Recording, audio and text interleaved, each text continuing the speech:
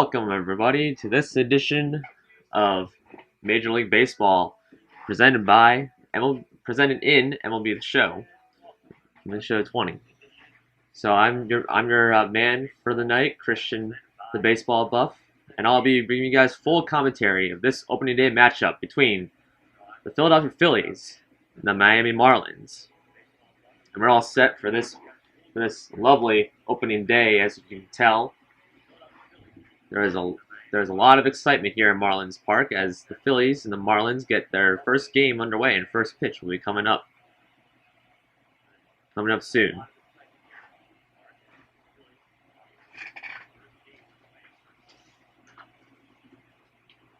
So as you see, last year the Miami Marlins did not do so hot last season. They were 20th in MLB in ERA, with a 4.74 ERA. They need to get themselves together. So we'll see with the first pitch coming up next.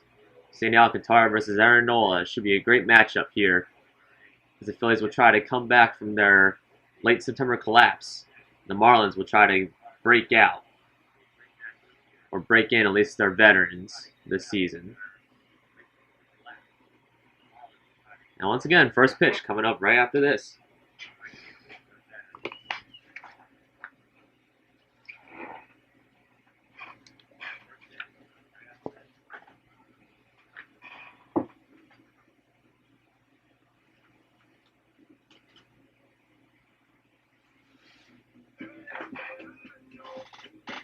And so here's Sandy Alcantara. Last year he had 32 starts, a 6-14 record, with 3.88 ERA over 197 and a third inning, striking out 151 last season. Not too bad, but could definitely do better this year. So we'll see as Andrew McCutchen comes to bat. Last season had a 256 average, 10 home runs, and 29 RBIs. His first pitch coming up right here, as that is almost right down Broadway for a strike, and we're underway, 0-1.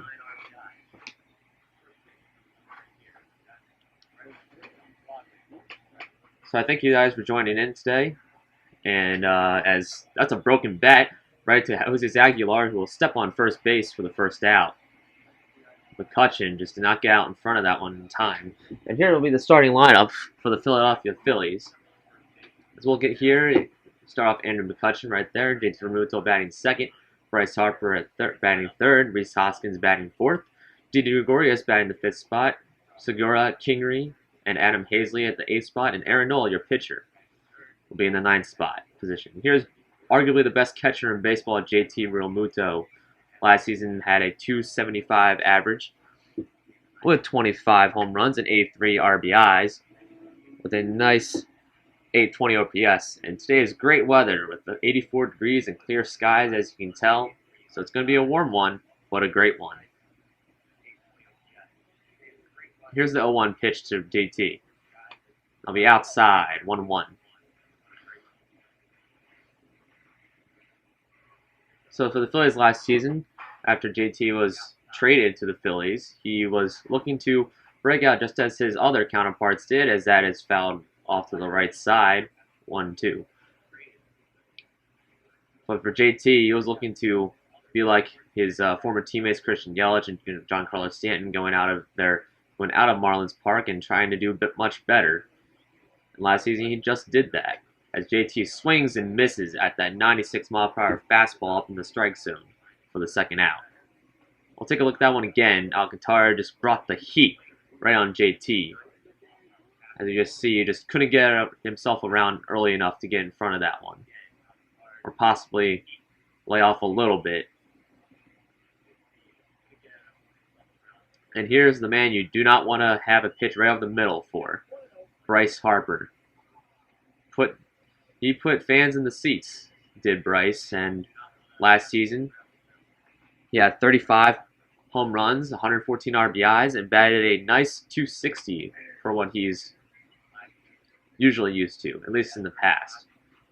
Except for, of course, his 2015 MVP season, when he batted over 300, and last season eclipsed the 110 RBI mark for the first time in his career. And Bryce Harper swings and misses, and the home plate umpire back there is James Kingsley calling strikes. Gary Simmons at first, Patrick Johnson at second, and Larry Bullard at third base.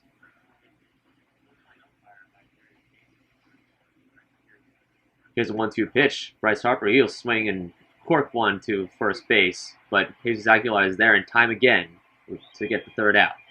The Phillies do nothing in the top of the first, and that'll bring up Jonathan Villar to lead it off for the Marlins. So here's Aaron Nola, the 2018 Cy Young Award candidate, got third place. Last year, though, he had a 12-7 record with a 3.87 ERA, still over 200 innings of work, with about 230 strikeouts there. So not a bad season, but he could definitely do better if he can get back to his 2018 form. I think that Joe Girardi and the rest of the Phillies will be in good shape behind their ace, at least every 5 days, every fifth day. So here's first pitch is in there for a strike. 0-1. And for Jonathan Villar, after being traded from Baltimore to Miami, is looking to just break out and keep it going. I mean, he did win the Lou Brock Award with Milwaukee in 2016 with his amazing speed, but he is getting a little bit older up there in age, so maybe he'll just at least give a little bit of speed in the lineup. And Jonathan Villar, he lifts one deep into right field. Bryce Harper looking back, and that is way gone. Into the seats in right field. And that's a leadoff home run for Jonathan Villar, as he makes a statement in front of these Miami fans here at home. Wow, it really harkens back to really what McCutchen did last season, but here is Jonathan Villar of this new team this season in 2020. Bring out with a solo shot. And hopefully we'll be able to take a look at that one again, as he just unloaded on that one. Took a look at it, little bat flip. Excellent. Excellent, excellent. And that was way up in the second deck too. That's not really a thing for Jonathan Villar. Usually he'll just get on base, but this time, as he makes way for his partner Brian Anderson in the second spot, as that'll be called a ball up in the strike zone, 1-0. Brian Anderson, he can play all around the infield, and he can play at least the corners in the outfield. So he's a very versatile and very important player for these Miami Marlins, as he lifts that into right field, and Bryce Harper is there to make the catch for the first out. And so we'll take a look at the starting lineup for the Miami Marlins. As you can see, Jonathan Villar led off with that solo shot. Brian Anderson behind him. Corey Dickerson, the former Philadelphia Philly, batting third. Jesus Aguilar, Jorge Alfaro, another former Philly. Hassan Diaz, Miguel Rojas, Luis Brinson in the 8th spot, and Sandy Alcantara, pitcher, batting 9th. So here's Corey Dickerson. Last year he spent some time between Pittsburgh and then with Philadelphia. And after being traded to Philly, he was just trying to get the team to the postseason. But unfortunately, with the other help without some of their vital players last season, including McCutchen, Philly just couldn't make it out and had another late September collapse under the manager, the former manager Gabe Kapler. And here's the 1-1 pitch to Corey Dickerson. That's a way outside. Slider, a curveball right there, and it's 2-1 to Corey Dickerson. So Nola a little shaky right now. It's trying to get back into it. So here's the 2-1 pitch. Swing and a miss, and it's 2-2. And Nola, he's pretty good with controlling the strike zone.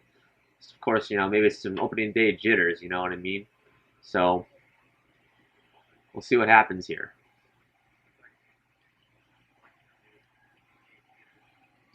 Okay, so I see in the chat here that someone asked, is Corey Dickerson, he lifts that one between shortstop and short left field, as Gregorius makes the catch in short left field. And so here's Jesus Aguilar, as I'll answer this question in the chat. I said, in your opinion, which Marlin is bound to become the next Stanton or Yelich and find success on another team? Well, like I said before this game began, I talked about JT Realmuto being one of them. That was another success. from going off the Marlins. I think honestly that if Corey Dickerson or any of the other veterans can really just come off of, because I think Corey Dickerson, he has a 2-year contract under them, possibly a little bit more. So if Corey Dickerson, he can find some strength and be able to go through a whole season as Aguilar strikes out for the last out here. As we'll take a look at, so we'll hold that thought as Jonathan VR will take a look at that home run, leadoff home run again. And the Marlins are up 1-0 as we go to the top of the second inning.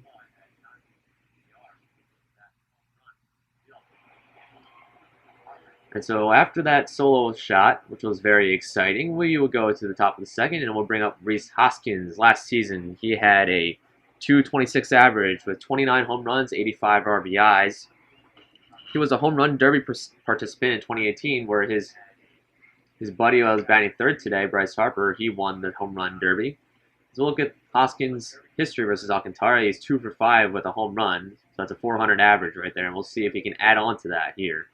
It's an 0-1 pitch. Hoskins lifts one into left field, but foul. And it's 0-2. So going back to answering the question, I think that if we're going back to Corey Dickerson, I think I see a lot of potential for him, even though he's a little bit up there in age.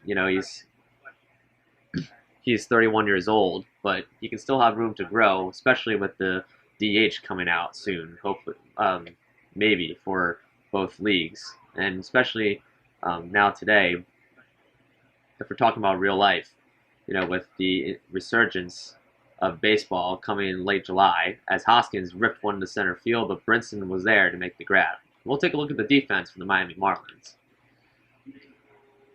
And so Corey Dickerson, as I'm talking about right now, is in left field. Lewis Brinson, who had just made that grab in center. Brian Anderson in right. Jonathan Villar in the hot corner at third. Miguel Rojas at short. San Diaz at second. Jesus Aguilar at the other hot corner at first base, where far behind the plate. And Sandy Alcantara as the pitcher. Here's Didi Gregorius, one of the latest acquisitions by the Phillies over this past offseason. And looking to reaffirm that relationship that he had in New York with the manager currently of the Philadelphia Phillies, Joe Girardi. And possibly in that 5th spot, getting some RBI opportunities if Hoskins and Harper can walk, that can definitely create some opportunities for him. So going back to Corey Dickerson, I think he definitely, like I said, he has the potential. Since he's batting in the 3rd spot, that's definitely an area where you can get, a lot of walks because they want to get to the 4th hitter, or maybe he has some opportunities to drive in runs as well. So, and I think he's very good at hitting in the clutch. As you saw last season, he had a pretty high batting average with the Phillies, and he was in some very clutch situations as well. So I think that Corey Dickerson can have a longer career than he thinks if he can turn it up here in Miami and then be shipped off somewhere. And who knows if the Phillies can pick him up again, maybe, barring if there are any injuries to any of the Phillies players. But who knows? So that was a great question. As Gregorius keeps fouling off pitches back, and it's still 2-2.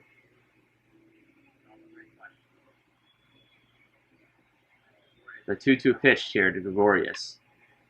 Again, fouled off that 87-mile-per-hour changeup.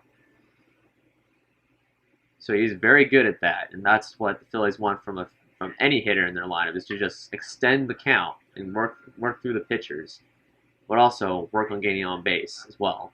So if he can maybe lay off some of those pitches and get on base, at least the Phillies can have something going. So we'll see here, 2-2 pitch.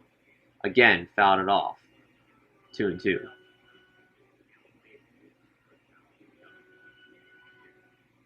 We'll do it again. Alcantara winds up, and that's fouled off again. So clearly, Alcantara does not have a lot in the tank that Gregorius will not want to let go or swing and a miss by, as he looks at that high strike or high pitch for a ball, and it's full count. Here's the 3-2 pitch. And that's inside, as Gregorius does walk indeed.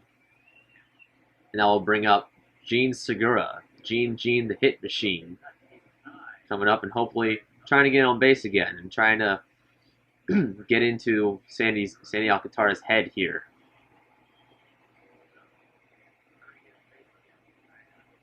And we'll see what that means for Nola too as well, because of course the longer that pitchers might sit on the bench, the longer they might lose what they have.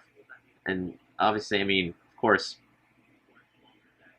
in the previous half inning, he gave up a solo shot, but did in fact come back and get the last in the next three out. As Segura, he lifts one into mid left center field, and Corey Dickerson will make the catch for the second out.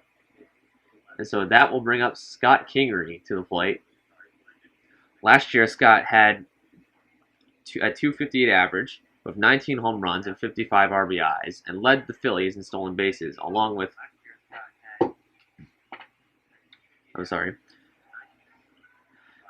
so he was a 2017 Futures Game selection, and along with he's very good friends with Rhys Hoskins. As I have been able to kind of see, through the social media pages and just, they grew up through the minors together, and he's glad that they're both and Scott is glad that they're both up here with the Phillies.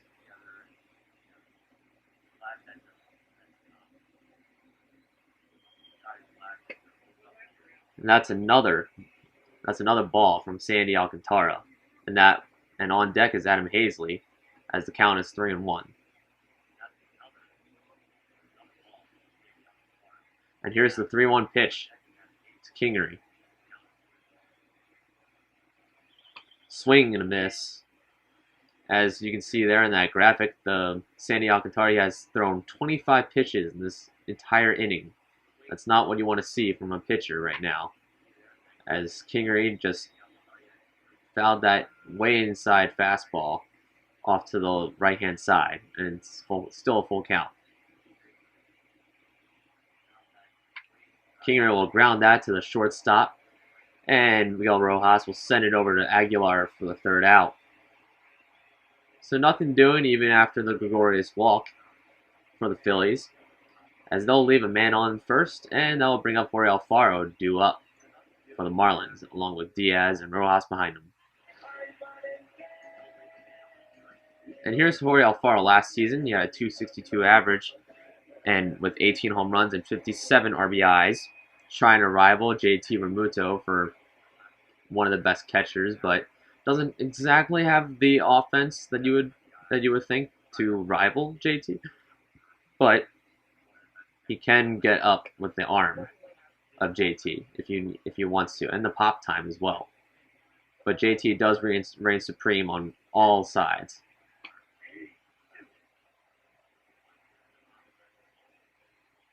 At least according to their MLB The Show stats, as JT does have a lot more fielding than Jorge Alfaro does, as well as arm accuracy as well. As Nola cannot find the strike zone on that 2-2 pitch, and that'll be a full count to Alfaro. Full count here. Alfaro fouls that high fastball off and back to the left side, to the right side. Full count. We'll do it again, full count. And Jorge Alfaro will fly that into left field, and Andrew McCutchen is dancing under a little bit and makes the grab.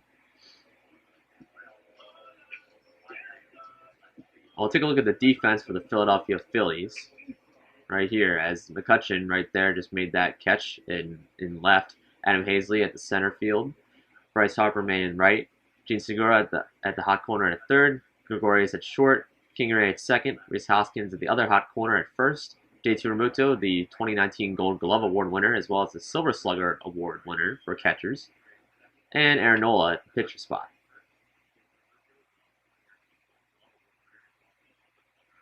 So here's Hassan Diaz. Last season, Hassan had a 173 batting average with 5 home runs and 23 RBIs.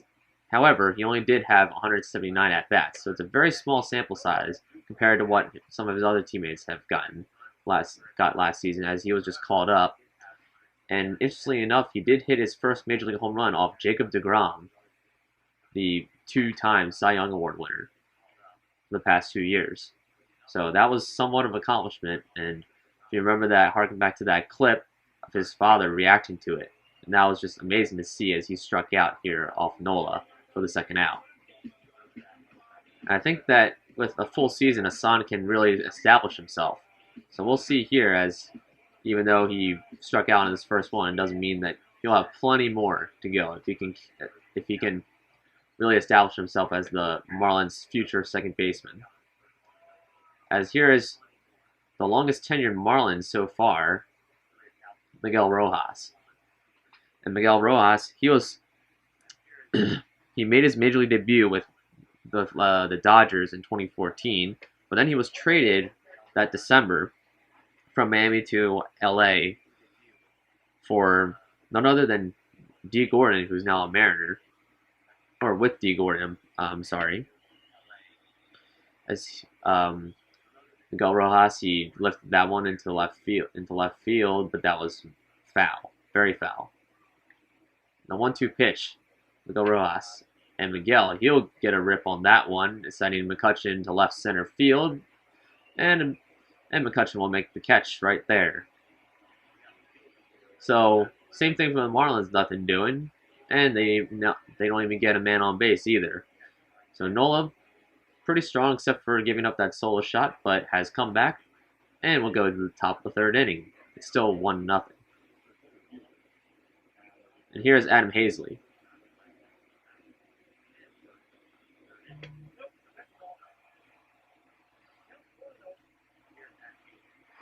As that will be in there for a ball, 1-0.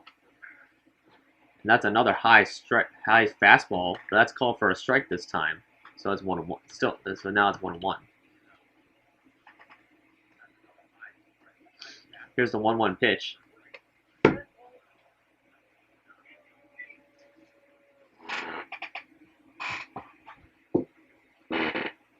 And it looks like we have another question in the chat.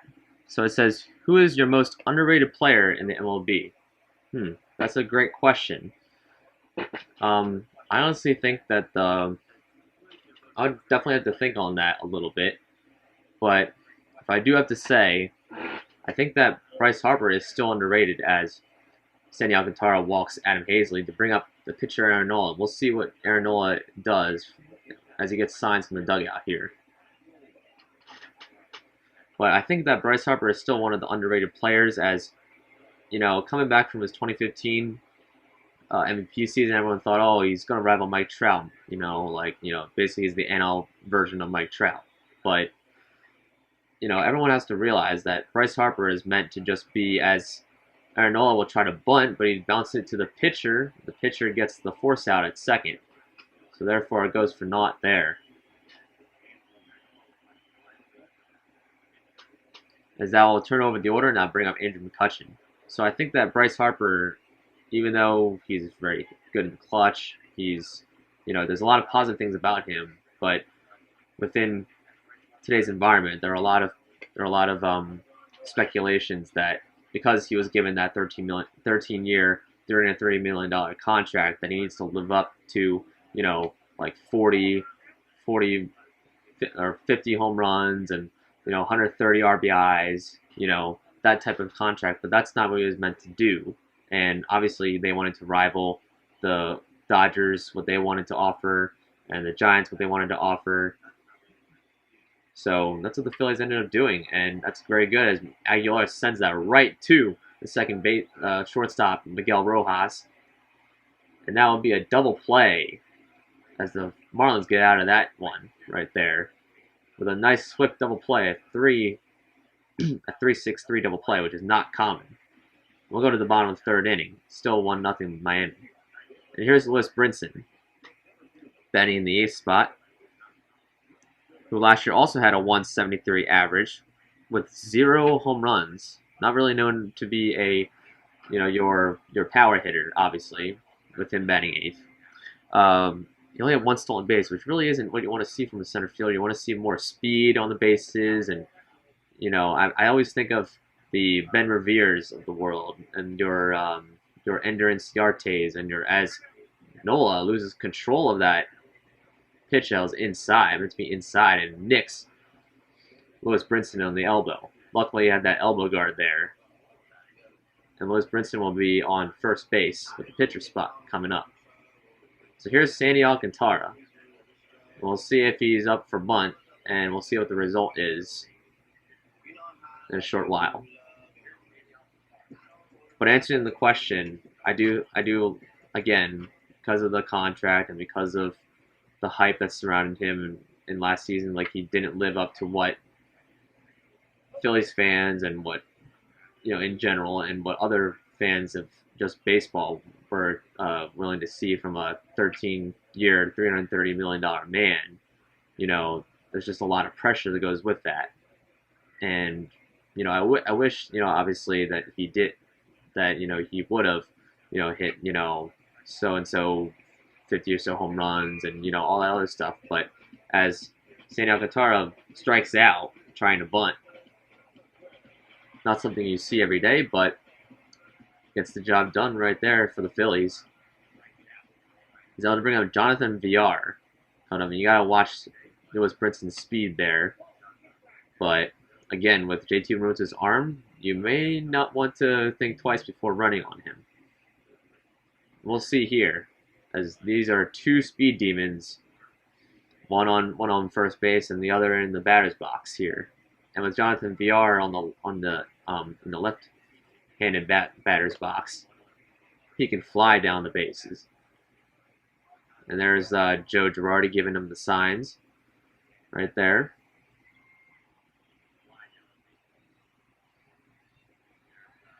And here's the 1-1 pitch, Jonathan Villar. That's a high fastball up in the strike zone, 2-1. Nola over here just needs to hone in on the strike zone right now. He's having too many full counts so far. And a swing and a miss, and Lewis Brinson got a great jump on JT. So we'll see here on the replay here. As Nola's stretch isn't really that fast as you might think. So, therefore, Brinson got a great start and a stolen base. That's another full count from Aaron Nola. Now, and on deck there is Brian Anderson. So here's the full count pitch to Jonathan Villar. And Villar will foul that off to down the left field line, but foul.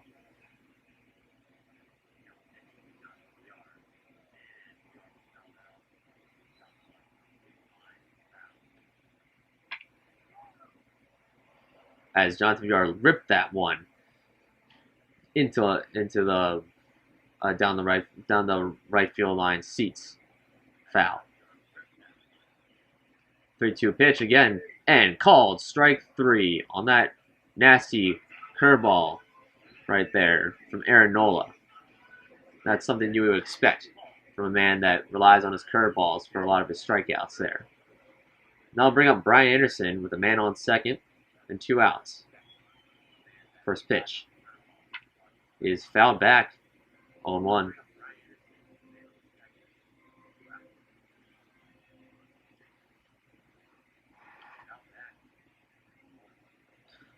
Here's the 0-1 pitch, and Brian Anderson will lift that one into right field. Bryce Harper looking under it, in throughout the sun, and makes the catch. For the final out of this third inning. And we'll go to the top of the fourth inning. JT Realmuto will lead it off. As the Marlins leave left a runner in scoring position. Still 1-0 though. Miami. Now I'll bring up JT Realmuto, who last year had a 275 average, but looking to avenge himself last time out, and he'll deposit that into center field. Brinson tried to dive on that one, but no attempt. But the attempt was for naught, as JT is in there for a base hit. JT fired up right there off that second pitch. Now bring up his buddy Bryce Harper. As Bryce, he sends one into short left field. Ferguson running in, and he'll make the catch as JT will go back safely to first. And so there's one down here at the top of the fourth inning with JT on first. That brings up Rhys Hoskins to the plate. Last time he lined out in the second inning. So looking to get a hold of a pitch by Alcantara and maybe give the Phillies the lead here as JT will be looked back to first base.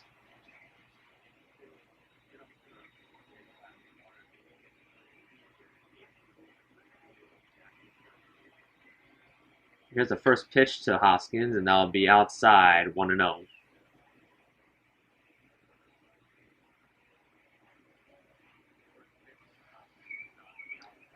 The 1-0 pitch is underway, and that is fouled off to the right, down the right field line. Foul, 1-1.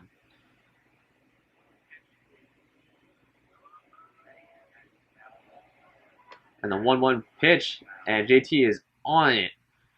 And he is going to second base, and he will be safe at second base on the stolen base right there. But it's 1-2 now to Rhys Hoskins. So Marlins and Phillies, they trade stolen bases at second base. First with Lewis Brinson in the last half, and now JT stealing second base. 1-2 pitch, and Hoskins swings and misses at that fastball. It's way down the strike zone. He should have laid off that one right there. But I guess he thought it was probably going to go somewhere where you can at least foul it back or get a hold of it and go the opposite way. But unfortunately for him, that's a strikeout. So here's Didi Gregorius to try to drive in JT here and try to maybe tie this thing up. And his last appearance, he had a walk off a full count. Maybe trying to do that again, trying to get Alcantara's pitch count up pretty high. So that, and JT Gregorius, he'll send it up the middle for a base hit. Rounding in third, heading home for is JT Realmuto. He'll be safe without a throw. As JT Gregorius just does what I was saying he could do. It ties it up at 1. That's a great piece of hitting on a fastball that was sent right up the middle. As you can see, Lewis Brinson, he just didn't have the arm enough to get around it and try to throw JT out and home. So the Phillies tied it up, and that'll be a man on first for Gene Segura. Last time he flied out in the second inning. And last season he had a 280 average with a 323 on base percentage and 420 slugging, which ends up being a 743 OPS, which isn't too bad for a shortstop. But then again, if he wants to play at third base, he might want to at least he has the arm. But of course, you want a lot of hits from Gene Segura's type of player, as that will be that's a look. Look at that. Look what I found there from Alcantara, and he'll send it over to first base at Aguilar, and that'll be the end of the top of the fourth inning. As here's Corey Dickerson to lead off for the bottom of the fourth inning, and Nola will go back to work. Swing and a miss, 0-1.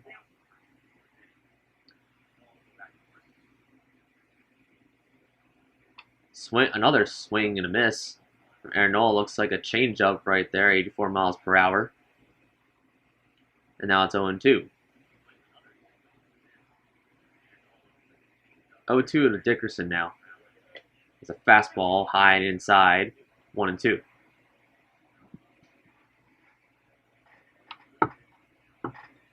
Now we have another question, as I am reading the chat here, is saying, if you could visit any stadium in the MLB, which would it be and why? Well, so far, K-Ryan17, I've been able to go to a couple of stadiums, but only Cincinnati Park, because that's my favorite team, the Phillies, and the Washington Nationals and Nationals Park. I went one time in 2015-ish. So if it would have to be one stadium and why, it would have to be Fenway Park, which has, in fact, and someone can fact check me on this, but I believe that Fenway Park, without renovations, is probably the oldest ballpark in existence right now, because obviously the Yankees had the 2008 renovation, as Dickerson struck out on that low fastball there. And also the Cubs had that outfield renovation in 2015 and 2016. So Fenway, I believe, has the oldest ballpark right now, without renovations, obviously. So I think Fenway Park would have to be the one I want to visit. Plus the Green Monster. I mean, you can't go wrong with that, right? I mean, I would like to also, be in the seats there. As he'll lift that into center field, and that'll brace Adam Hazley to the warning track to the wall. He looks up, and at the wall makes the catch. What great tracking there from Adam Hazley, as he was just almost running out of room. So gratefully, he was able to find it in the sun for the second out. And here's Jorge Alfaro, as that is in there for a strike, 0-1. Nolan gets a sign from JT, and here's the 0-1 pitch.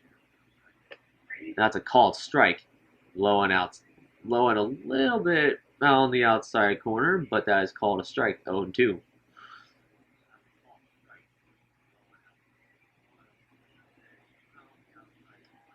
Here's the 0-2 pitch to Alfaro, and that was a high fastball inside. Trying to get Alfaro swinging on that one, thinking it was going to be a good pitch to swing at right there. And that's good thinking from Nola and JT is to just defer the batter's eye level. And that's another great strikeout pitch from Aaron Nola as he gets him on the fastball low and inside. Again, messing with the direction, the eye of the batter right there. As the Phillies and Marlins are tied up here as we go to the top of the fifth inning. It is still 1-1.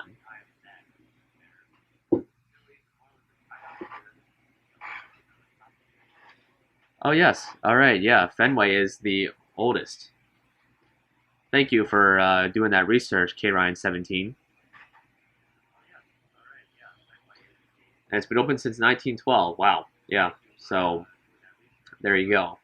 And actually, my aunt and uncle were actually at Fenway Park. I don't really remember any of the details they shared with me, but and I also know they've been to Citi Field, and as Phillies fans, they're at Citi Field.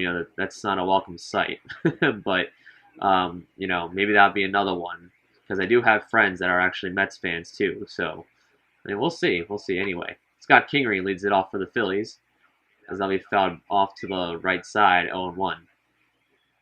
And Kingery Alcantara is 2 for 5 with 2 doubles in his career. As Kingery tried to drag bunt on that one, but to no avail because Alcantara's pitch was high and away, 0-2 now.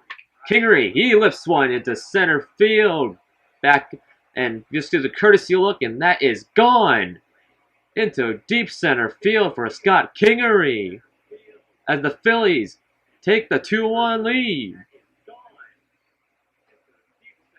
What a phenomenal shot by Scott Kingery. And the Phillies are up 2-1. We'll take a look at that one again. That's his first home run of the season for Scott Kingery as he gets the first bomb for the Phillies. He just took a look at that one and said goodbye. As that will now bring up Adam Hazley to the plate. And Hazley swings and misses at that 96-mile-per-hour fastball. Last time out, he walked for his first plate appearance, and last year he had a 266 average with a 324 on-base percentage and a 396 OP on base slugging, with a 720 OPS. As he grounded that to Jesus Aguilar for the first out.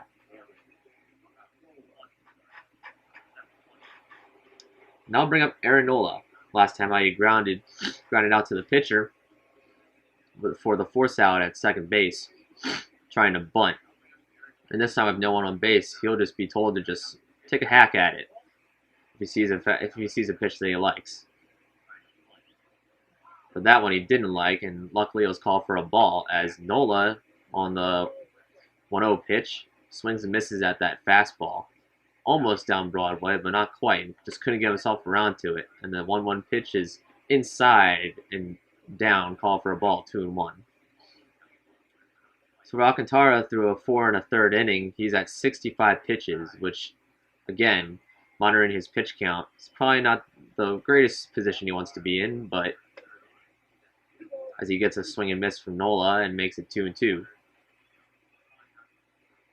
So right now, Alcantara is hoping to have a better result to this inning and try to bounce back from that, giving up that solo shot to Scott Kingery and the Phillies. Here's a 2-2 pitch to Nola as Nola fouls it off. And this will be upcoming the 7th pitch of the at-bat, I believe, if you've been keeping count at home. We'll see the 2-2 pitch. Nola swings and flies that one into center field as Brinson is there to make the grab for the second out.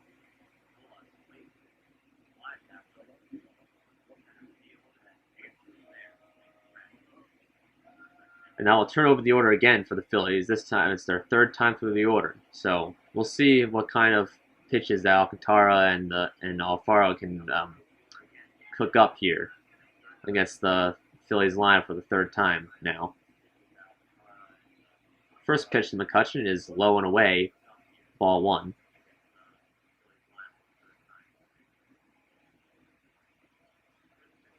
So here's the 1-0 pitch again. Is called a high and painting the corners right there with that strike, 1-1. Oh yeah, I see in that chat, Kingery Dingery. Yep, that was in fact a Kingery Dingery. Leading off that top of the 5th inning. I like it. I like it. The 1-2 pitch now to McCutchen is inside, 2-2. So Alcantara just trying to find his groove right here as he's approaching the 3/4 mark in his pitch count here. As that's a full count, and on deck is JT Realmuto, who last time out ripped a single up the middle. McCutchen fouls it off into the right field, down the right field line, but foul. And it's a full count again, as that was his 75th pitch by Alcantara. 3-2 pitches, swing and a miss. McCutchen just couldn't lay off of that high fastball. But nonetheless, Scott Kingery gives the Phillies the lead, as we'll take a look at that one again, as that flew very far into where the sculpture used to be. Where that Marlins sculpture used to be, and now it's a 2-1 ball game. We'll go to the bottom of the 5th inning.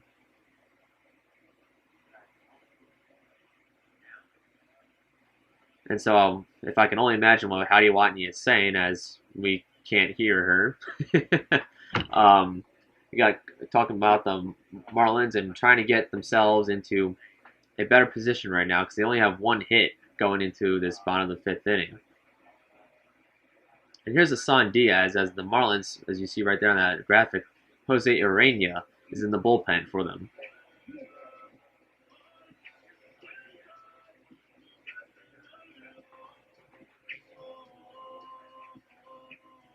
Last time out, of course, he struck out, so he's trying to avenge himself from that strikeout against Nola here. This being his 2nd time facing. As Nola, in that first pitch, will be inside, call for a ball, though. 1-0. And again, there's Jose Urena in the bullpen warming up. Seeing that Alcantara is approaching the 80 pitch mark. So, seeing if maybe, if the Marlins actually get to the pitcher spot, because I believe Hassan is batting 6th, so in the case that they don't, it's possible that Alcantara could still be in the ball game, but if not, we'll see if they bring up a pinch hitter. So this should be an interesting half inning here, as now it's 3-1 to Hassan Diaz, and on deck is Miguel Rojas. The 3-1 pitch is called strike, and it's a full count. So right here, we'll see if Nola can come back here. Full count pitch to Hassan Diaz. And that's called a ball 4. Wow. I thought that was being called a strike 3. But nonetheless, Hassan Diaz walked for his second time around. And that will bring up Miguel Rojas to the plate. So we'll see what the longest tenured Marlin right now can do to maybe drive in Hassan Diaz with that extra base hit. Try to tie out the ball game here.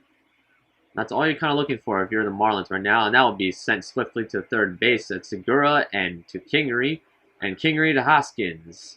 Zipped it over, and that's the double play, folks. Not what you want if you're the Miami Marlins right now. Don Mattingly must be shaking his head, just thinking, man, like, if you just lay off that pitch or something, just not looking for that one right there. As Lewis Brinson will be up and trying to get the lineups fired up again. But here are 2 outs. It might be a little bit difficult, but we'll see. As Nola's curveball will be low and away for a ball 1-0. Here's the 1-0 pitch. Again, another either a changeup right there, and that's low and inside 2-0.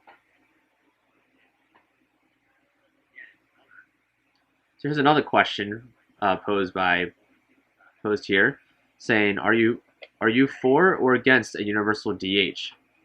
So for me, I honestly think that the more offense, I feel like it gets a lot of fans excited. And Lewis Brinson, he sends that into left field, way back, sending McCutchen way back, but McCutchen is there and he tracks it down for the 3rd out. So we'll hold that thought right there about the universal DH as the Phillies ended the Marlins route, ended the Marlins route right there. And we'll go to the top of the 6th inning. Phillies up still 2-1. So here's JT Realmuto to the plate, and it looks like Alcantara will go back out for another inning of work, possibly. So we'll see if he can get through this 2, 3, 4 in the order. As switch pitcher Pat Venditti, who just made the opening day roster for the Marlins, is warmer in the bullpen, as well as Yimi Garcia. JT again. And fouls it back, 1-1.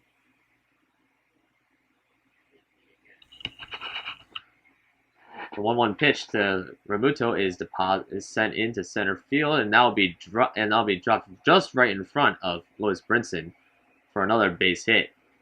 So JT is 2 for 3 on the day, and we'll see what comes up next as Bryce Harper steps to the plate.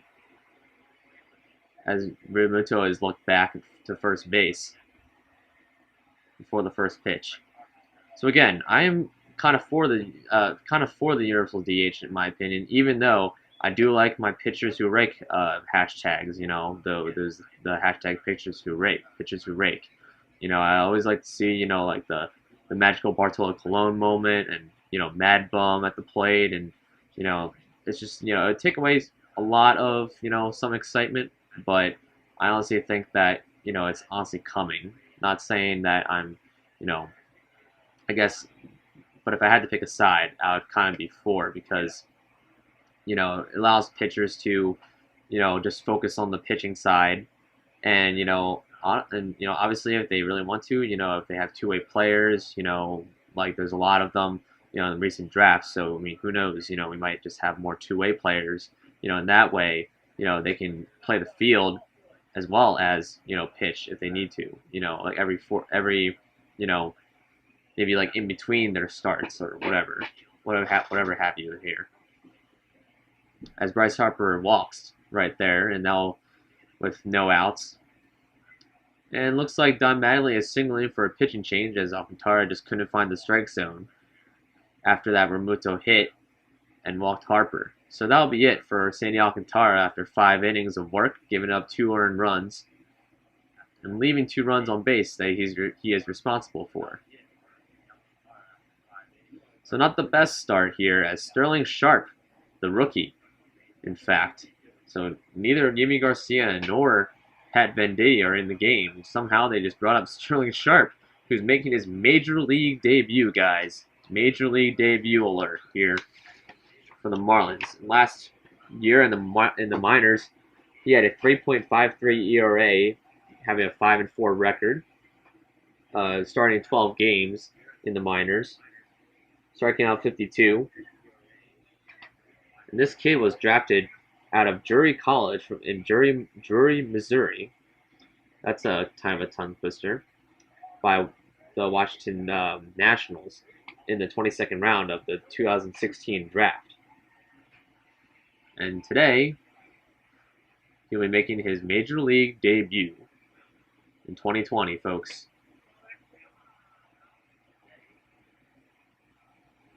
As he is now in a 1-2 count against Hoskins here, who is a formidable hitter, even when on 2 strikes. So you want to be careful not to throw something over the plate.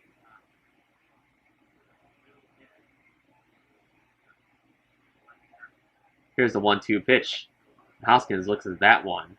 That was almost a slow curveball or changeup outside at 79 miles per hour. 2-2. The 2-2 pitch. That's in the dirt, but Alfaro definitely blocked that very well, as that'll bring a full count up to Rhys Hoskins. So Sharp in the windup. And that'll be a called strike 3. And wow, Sterling Sharp gets his first major league strikeout versus Rhys Hoskins off a called very low strike 3 though. So we'll see what happens here as I'll bring up Didi Gregorius to the plate. As he just painted the corner right there. You can see why the Marlins like this kid. You know, even though he might have had that full count, you know, he was able to come back and just paint the corners.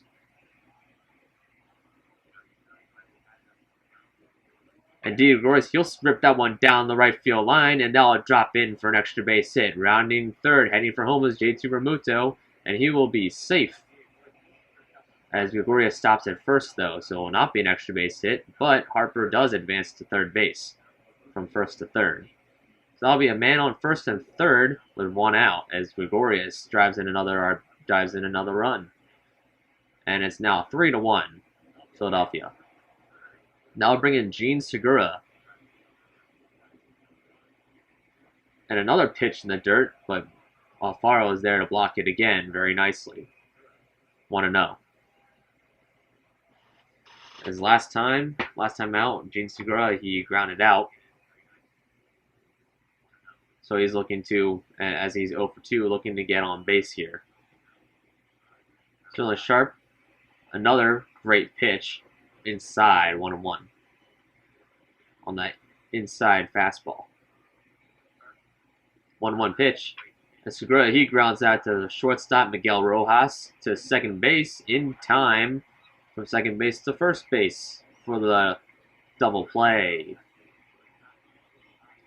The 6-4-3 double play.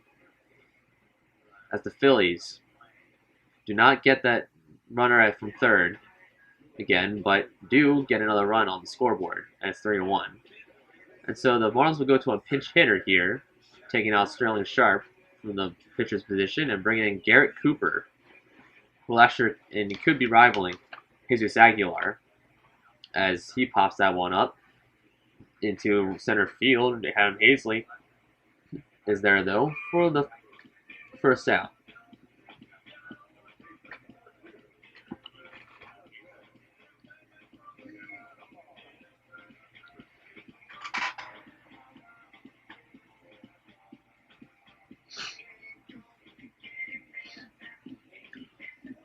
And so here's Jonathan VR.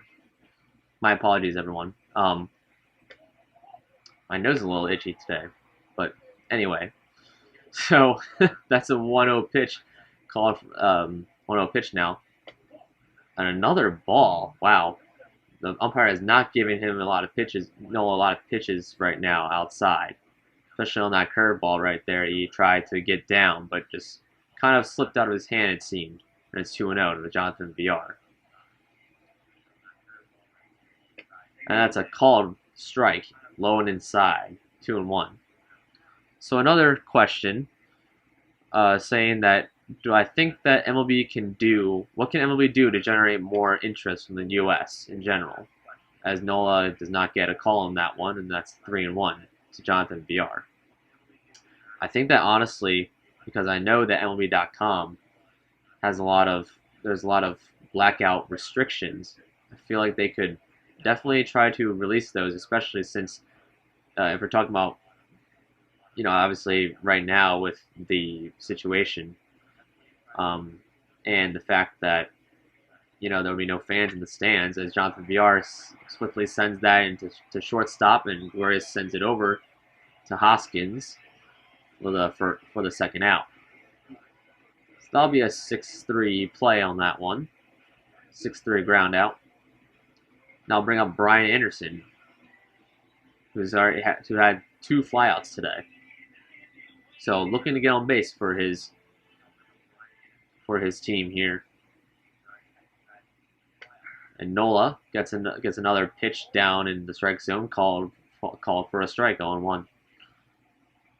So I think that the MLB.com can definitely lift those blackout restrictions in places where some people may not be able to travel. They may have to travel 2 hours to a ballpark, or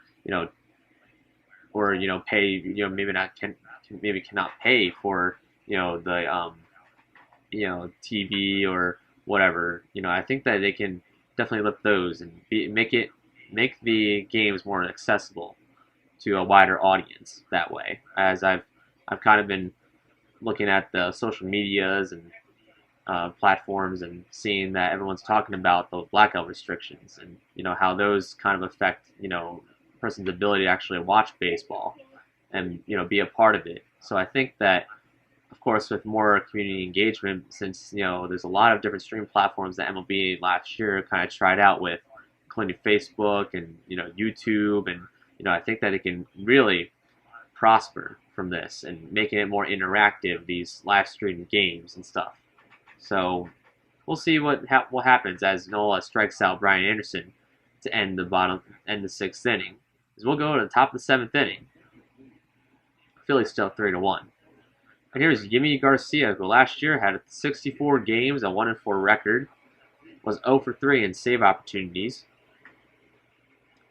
but has a below 1 whip, which is pretty good for a reliever. That's what you want to see, and a 1.78 average against.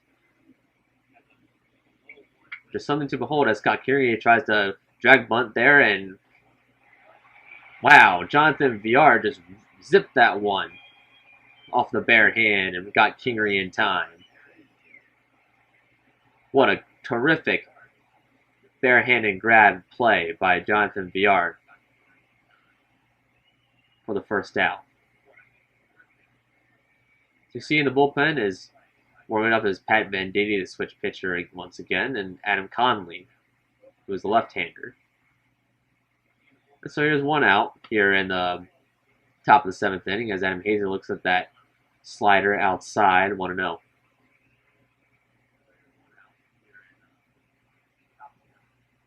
So another thing that I think that MLB can really do is, obviously, with talking about the streaming platforms, is making it more interactive, and I don't exactly maybe know how yet, but I'll definitely be looking forward to seeing what what they can do in terms of making the fans have more interactiveness. Like, for instance, when they have if there's some type of example, like a trivia question type thing, if from broadcast, and have some type of package being sent. Like, I don't know, obviously what that might look like, with today's environment and today's climate, but just getting the fans more interacting a lot more between other fans, as well as with broadcasters and the players alike as well. So, but we'll see what happens. Like, obviously, I don't know the whole what what the media exposure is going to look like in terms of when baseball is back, and what we might be seeing, but we'll just have to see.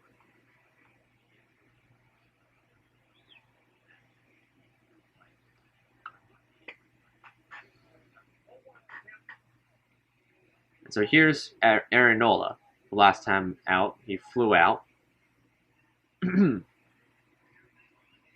So this is Nola's third at bat here, as he's doing very well in this ball game. But now it's 0-1, and now it's 1-1 though to Nola, as that was a slider from Yimi Garcia that was called a ball, low and away, 1-1.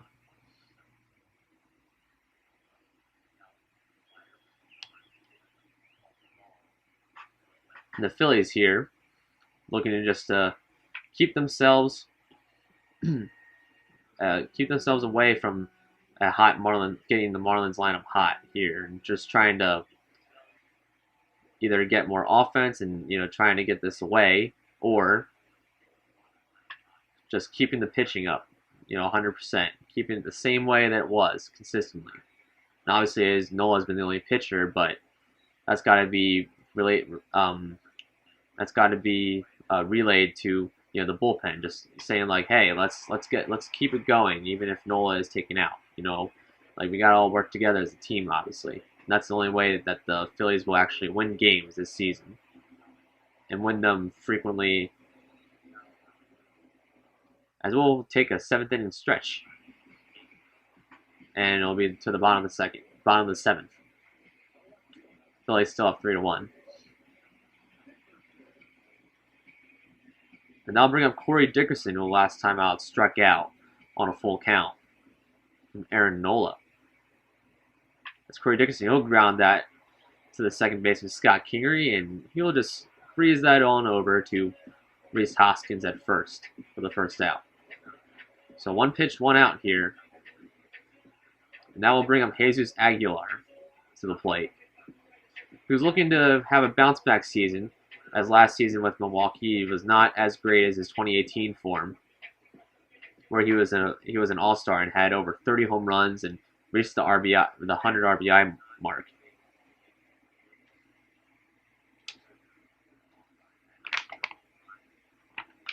As you see there, Sir Anthony Dominguez and Jose Alvarez are warming up in the bullpen for the Philadelphia Phillies. Jesus Aguilar, he'll send that into between the left fielder and the center fielder right there, and that'll be an extra base hit. He is rounded first and safely in there at second base for a 1-out double.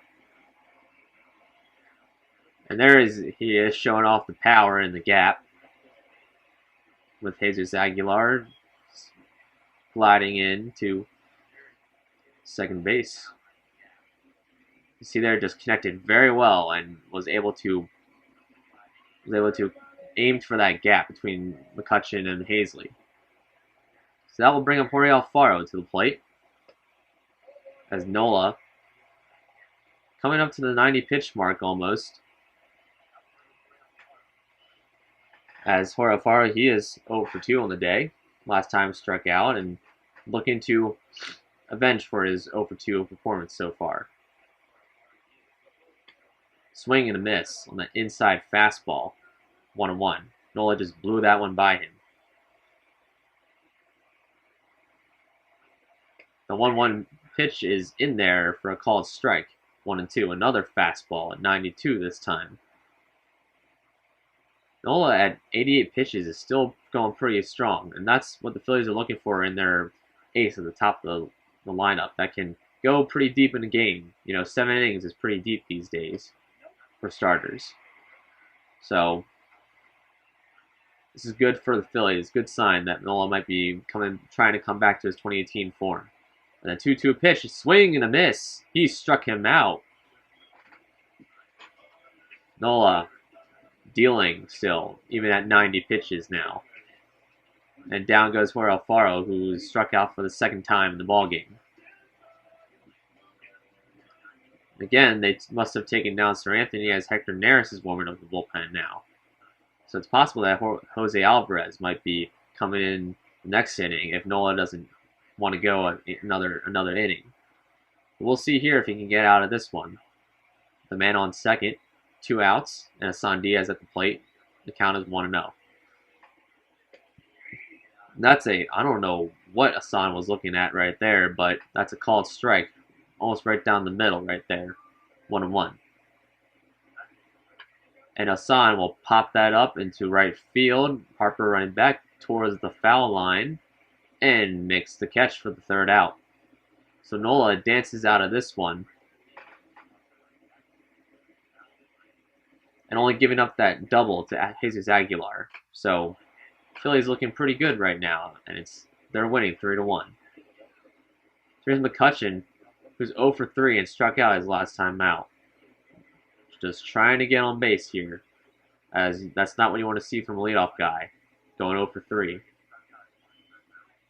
McCutchen, he'll send that. He just ripped that one past between Jesus Aguilar and Hassan Diaz for a base hit. So now he's 1 for 4 on the day. Now we'll bring in arguably the best catcher in baseball, once again, JT Realmuto, who is 2 for 3 on the day with 2 singles.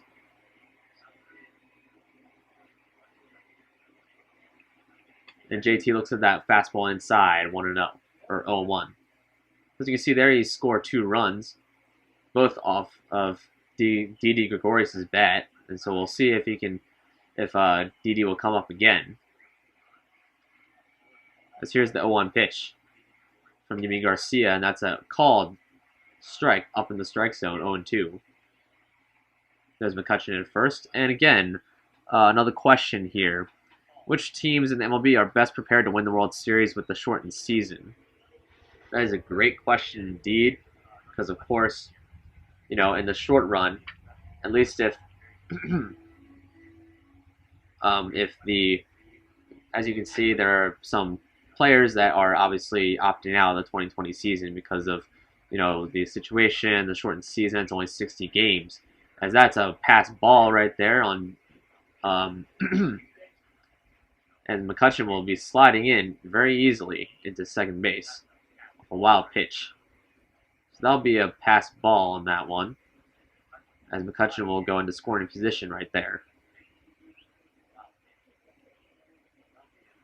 So again, the team that I think is best prepared to win the World Series with that shortened season, I would think has to be one that that knows their stuff and is already prepared, with a lot of depth, because obviously with the way that they have the 60-man 60-man pool that they can take from, at least they have a lot of pitching depth, as well as a lot of, as that's another pass ball, and McCutchen will be safely in there, and that will get by the third baseman. Rounding third is McCutchen. He'll score. Wow, I don't know what happened there, but there's some miscommunication and some misfire from the catcher at Horia behind the plate, and McCutchen scores on the wild pitch again. Some horrible defense showing right there from the Marlins, and the Phillies are now up 4-1 as JT Realmuto swings and misses. Now it'll be a strikeout for Yimi Garcia.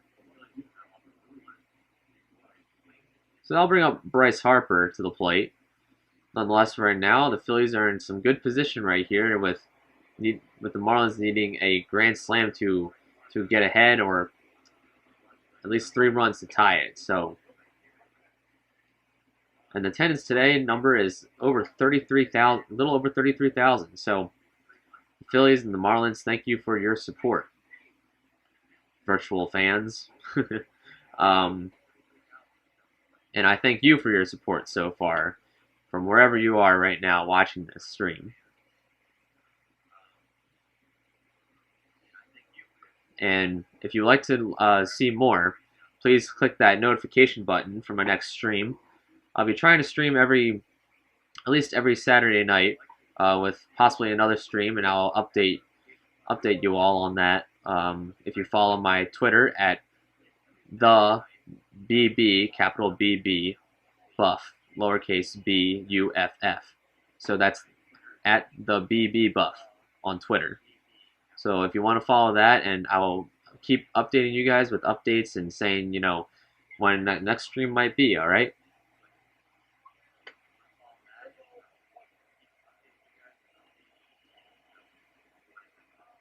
And also keep an eye on this with a little bit more, maybe some more graphics, we'll see, on my YouTube page. This will also be posted on my YouTube page eventually. As that's a ball, and Yimi Garcia walks Bryce Harper with 1 out here in the top of the 8th inning. And Yimi Garcia, he is not happy about that call right there from the ump. He kind of has a good point right there, as he did really very well. It was very close, but I guess too close to call right there, and Harper walks. So I'll bring up Harper's buddy Hoskins here, and that is outside for a ball, 1-0.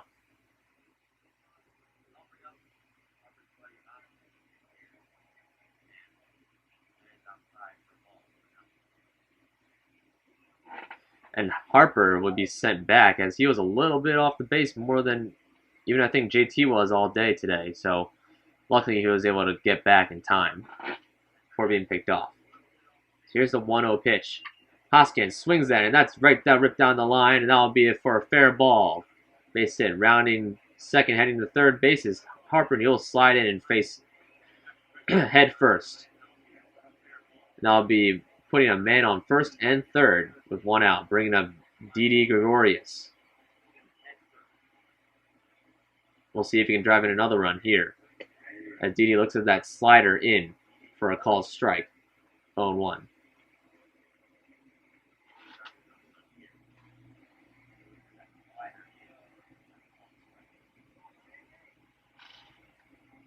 Here's the 0-1 pitch now, and that's a 1-1. So far, I don't know why that's a graphic, but it's a 1,000 average for Didi Gregorius, which is something to behold here, as he drove in both times JT so far. But again, trying to answer the question about who I think is the best prepared, I honestly think it could be either the Yankees, because they have a lot of depth and a lot of players that could be coming back. I mean, I know that Luis Severino, who knows if what his injuries might look like, and I'm not very optimistic about the Phillies, but then again, if the Phillies have gotten off to really great starts in the first month or two of the season, so maybe if they can bring that and just keep it there, for that time, they can maybe compile up some wins, especially with facing a lot of teams from the AL East, and of course the Marlins here, as they open up their season at home against the Marlins. Which, funny enough, right now it's Phillies at Marlins. But anyway, and it's a full count, and Gregorius fouls that back on a 95-mile-per-hour fastball. Full count again, as Yimi Garcia is ending up on 33rd pitch right now, coming up. There's a called strike 3 at the bottom of the strike zone for the second out. Gregorius, I don't know what he was looking at, but maybe trying to get a call from the ump that he'll walk again and load the bases, but to no avail. Now bring up Gene Segura. But anyway, I think the Yankees are probably the most prepared because they have a lot of depth, not only from the minor league system, and they're always able to somehow, cycle through and, gain a lot of depth and possibly get into it. And I hate to say it, but, that's, that could be a possibility. Gene Segura, he'll lift that into center field, but Lewis Brinson will just let that fall in front of him. I don't know what he was looking at right there. Maybe just couldn't get a good jump on it, good read on it, and Gene Segura will drive in a run right there as the Phillies lead 5-1. He was kind of stopped, which doesn't seem like an action that I would do if I was in center field, but hey, I guess whatever. Because I'll bring up the Marlins will substitute Yimi Garcia for Adam Conley, who last season had a 2-11 record with a 6.53 ERA. That's a little bit of an oof, kids say these days, and over 60 innings of work. And we'll take a look back at the 5th inning, where Kingery had the first Philly home run for the Phillies, and the only home run for the Phillies today. As there you go, as that one went at least 400 feet right there, I suppose. And he'll come up with 2 outs, and Kingery will lift that one down left field line, but foul. So Kingery almost had another home run right there, if you could just get out behind that one again. Kingery again looking like he's trying to get a home run, and now it's 0-2.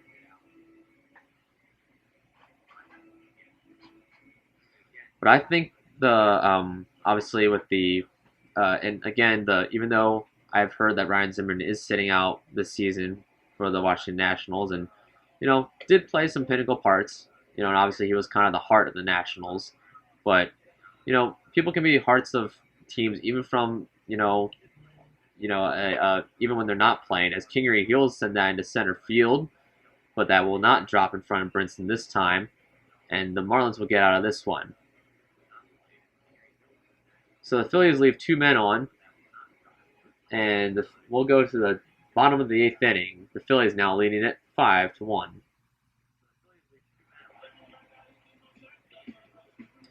As we see in the Phillies bullpen, Victor Arano and Adam Morgan are warming up. Now that the save situation is off, it looks like Hector Neris might get the day off depending on what happens here, and Nola will get back to work. So again, because the Yankees and possibly the Nationals have a lot of depth, I think maybe, just maybe, we could see a Yankees-Nationals matchup, which I think would be exciting. One team that has a lot of, that are looking to repeat, and the story last season with them being very much the underdogs in that case. No one was expecting the Nationals to really even get past the Phillies or the Braves, but definitely got past the Phillies. And the Braves, obviously, I mean, they got routed by the Dodgers in their divisional series. So the Nationals, they were able to just bang it out and get the World Series rings on their fingers. So that was good for them, and it's possible because they have a lot of young players, waiting in the wings, and even if the loss of Anthony Rendon, and I think they still have a great lineup, and a lot of young stars to come. So I would not count the Nationals out and getting another World Series appearance, even with the shortened season.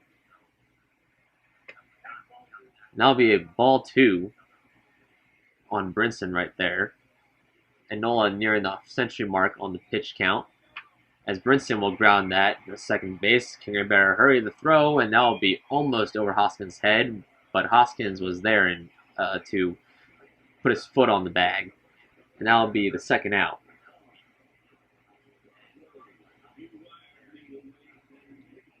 And for Adam Conley, the Marlins will substitute him for John Birdie, who is a utility utility guy on the Marlins bench, who last season had over 256 at bats.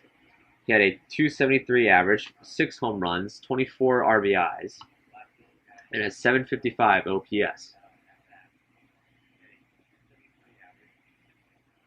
And so they'll try to mix him in with Lewis Brinson, maybe taking in some reps at second base or third base, trying to, just relieve maybe some of the veterans up there from their time, just so they can get the rest, and therefore John Birdie can try to, prosper into something, as well, get his time to shine. So now it's 3-1 count to John Birdie. As we'll see on deck, there's Jonathan VR. As Nola on the 103rd pitch of the at-bat, 103rd pitch of the at-bat, gets a strike finally. And it's 3-1. And so I think what is stopping from the Phillies from talk about JT Realmuto and him being the best catcher in baseball, and about the extension, I mean, I really want to see an extension from the Phillies front office with JT, especially since he's an invaluable catcher these days with his mix of speed, his ability to get on base, his power, his arm, and his ability to call a good game, as we're seeing right now between Nola and him. So but I think that what's stopping the Phillies from extending him is just obviously now with the situation. I'm not sure if it's going to happen, but I think what was stopping them in the beginning was just there wasn't a lot of the Phillies wanted to really focus on their free agent acquisitions, and then once things started to unravel, with the MLB season being put on hold, um, it was, I think, a move that they and then obviously with MLB freezing all transactions, that didn't help either, because maybe something they could have figured out during this time, that baseball has been out of commission, that they could have maybe extended it, but also with unfortunately the financials, and that the idea that baseball is a business, they had to kind of take a step back, and obviously with a shortened season, I don't know exactly if the Phillies will have enough time to really convey the situation, maybe extend him. I don't know to what degree, and obviously with um, we don't know what the financials will look like, so who knows? But I wouldn't really fret, right now. I honestly, for me, I'm just looking forward to seeing baseball on TV, and and the having the whole aura of baseball being back, is just um, a great feeling, you know. But anyway, with JT, like I really want to see an extension, but at the same time, like we'll just have to wait and see. So the 2-2 pitch, Aaron Nola strikes out Jonathan Villar. So what an incredible performance so far from Aaron Nola as he gets out of that eighth inning on 113 pitches. Phillies still up 5-1. So here's a pitcher you don't see every day on the mound. Type of pitcher, a switch pitcher. Switch pitcher, Pat Venditti, the only one in the game right now. Last year, he had a 16.20 ERA over 2 games, and in only 3 and the third inning. So he's looking to maybe establish himself with Miami. So we'll see here, as obviously with the Venditti rule, he cannot switch mid. Obviously he cannot switch midway if the switch hitter decides to go on a side that opposes the side that Venditti is currently pitching from. But if it's a lefty or a righty, just strictly, he can definitely change before the at bat begins. And so you'll see what happens here when a righty comes up, as Hazley fouls that off to the left field side, 1-2.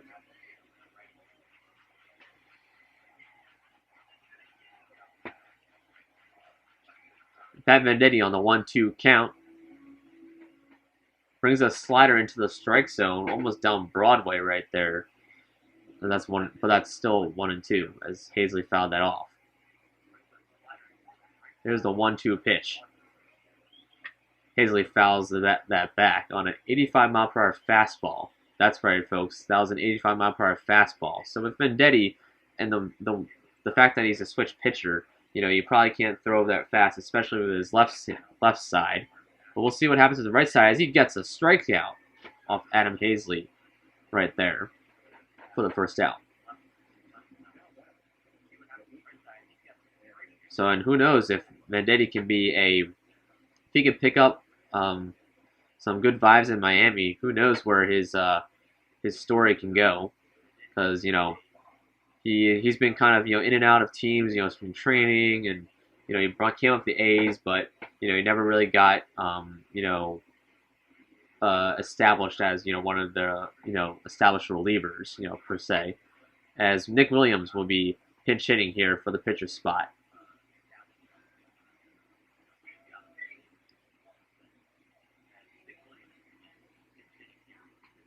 And Nick Williams,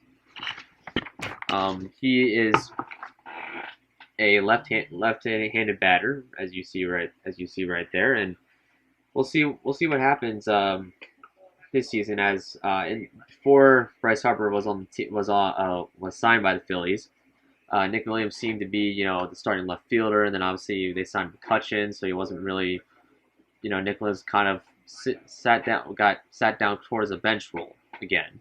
But we'll see.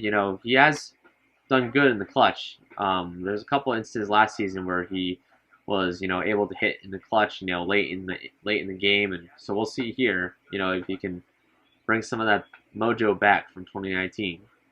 At the count 2-1, and the 1-2-1 pitch is screamed to the shortstop Rojas, and he'll send that will rush that over to Jesus Aguilar for the second out.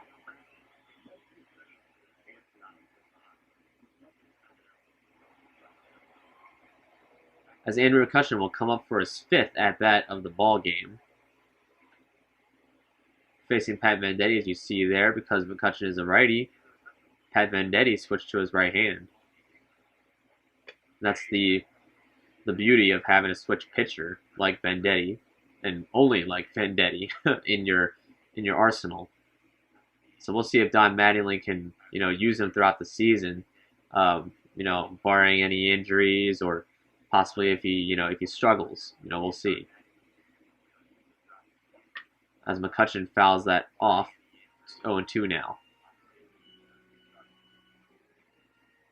So McCutchen did get his first hit of the season his last time out, but now looking to not just go 200, but maybe 400. But we'll see here. See, tempted fate right there and fouled off a 0-2 pitch. So here's the 0-2 pitch to McCutchen from Pat Venditti. Swing and a miss. He struck him out. 2 strikeouts for Pat Venditti. So looking very strong here for the Marlins, but Marlins still are down 5-1.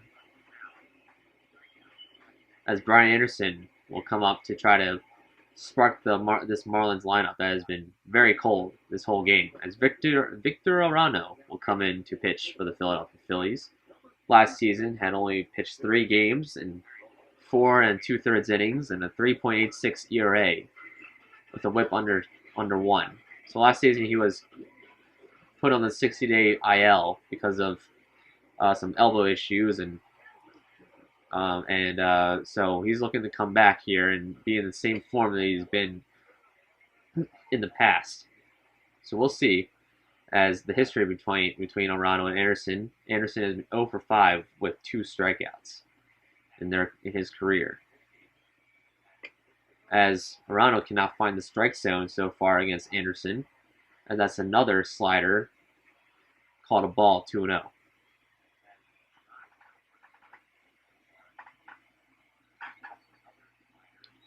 So someone asked about if the Phillies should let Nola finish the game.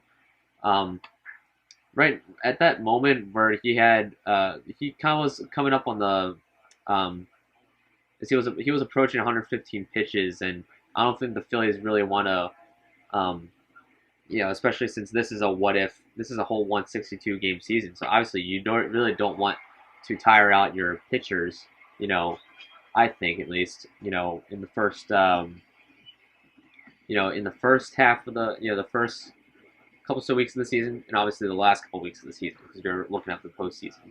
So, but we'll see, obviously if Arano can, and obviously with that first out being called, that's a good sign that, I think the Phillies have a good chance. So we'll see here as Arano faces now Corey Dickerson. That's called a strike, 0-1. So Corey Dickerson, he's 0 for 3 today. Grounded out last time in the bottom of the 7th inning. So he's also looking to get his first hit of the ball game.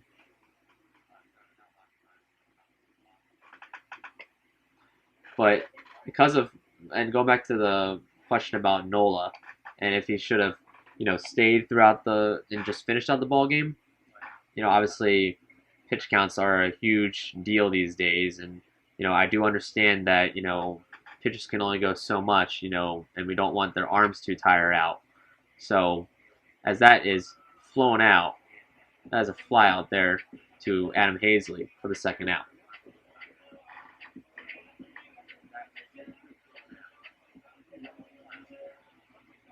So Dickerson, he got a good hand on that one, but unfortunately it was right to Adam Hazley in center field. So Jesus Aguilar here is their last hope for the Marlins. And that will be a slider in there for a strike, 0-1.